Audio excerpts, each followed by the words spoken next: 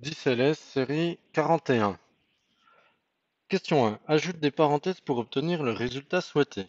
Donc là, pas de formule miracle, hein, ça va être un petit peu par test successif, sachant que c'est pas non plus la peine de mettre des parenthèses autour du 2 fois 6, par exemple, parce qu'en termes de priorité, ça changerait rien.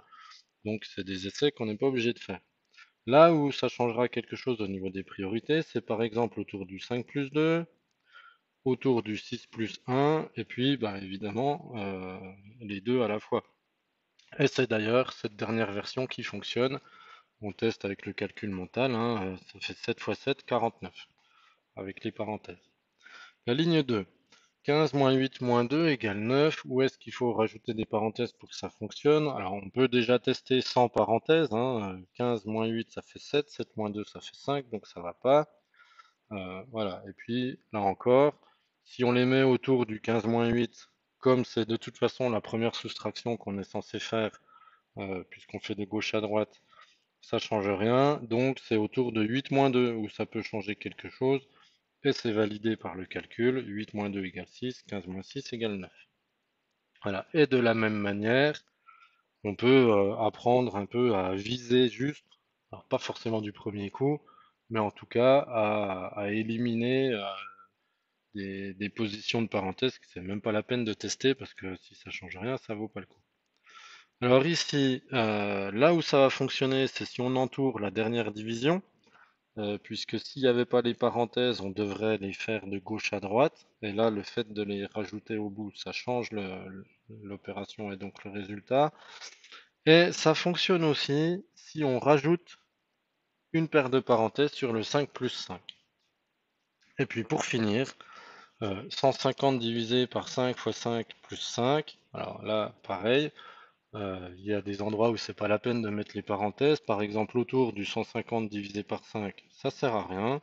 Autour du 150 divisé par 5 fois 5, ça sert à rien non plus. Par contre, si on englobe une addition dans les parenthèses, ça peut changer. Si on englobe 5 plus 5, ça suffit pas. Donc, on teste et on finit par trouver en mettant les parenthèses ici. Question 2. 12 000 cm en décamètres. Alors, le décamètre, c'est 3 rangs à gauche sur le tableau de conversion par rapport au centimètre. Donc, si on décale la virgule de 3 rangs à gauche, on obtient 12. On peut éventuellement s'aider du tableau de conversion que, à ce stade-là, vous êtes censé savoir faire depuis la 9e. Question 3. Calcule le périmètre du cercle ci-dessous en utilisant pi égale environ 3, puisque pas de calculatrice autorisée, donc on prend pi égale 3. C'est un gros arrondi, mais on s'en contente. Alors le périmètre, c'est 2 fois pi fois le rayon. Comme 2 fois le rayon, ça nous donne le diamètre, et bien du coup, on a aussi diamètre fois pi. Alors, on prend la règle, on mesure le diamètre. On est censé trouver environ 2,5 cm de diamètre, mais là du coup ça va dépendre un peu de la photocopieuse, parce que les tailles peuvent varier quand ça sort à la photocopie. Si vous trouvez autre chose, évidemment vous adaptez la formule, et donc moi, dans mon cas, ça va me faire 2,5 fois 3 environ, et donc environ 7,5 cm. C'est une longueur, hein, puisque là c'est un périmètre.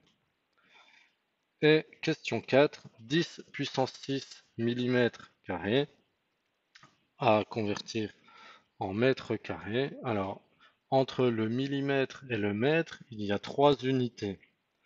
Du coup, entre le millimètre carré et le mètre carré, comme on est en surface, les colonnes dans le tableau de conversion sont dédoublées. Donc de 3 unités de décalage, on va passer à 6 chiffres. Donc la virgule doit se décaler de 6 rangs. 10 puissance 6, ça tombe bien, c'est 6 zéros. Donc si on se décale de 6 à gauche, les 6 zéros sautent. Et donc, il nous reste 1 mètre carré.